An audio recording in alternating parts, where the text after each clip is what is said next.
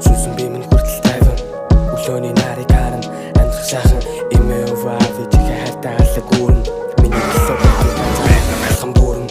бүгэн дуулж ирсэн бусдаас чихэр уучсан намайг энд гаргахад өмнөөс минь өөлж ирсэн хүүхдүүдээс одож хүмүүсээс би холойж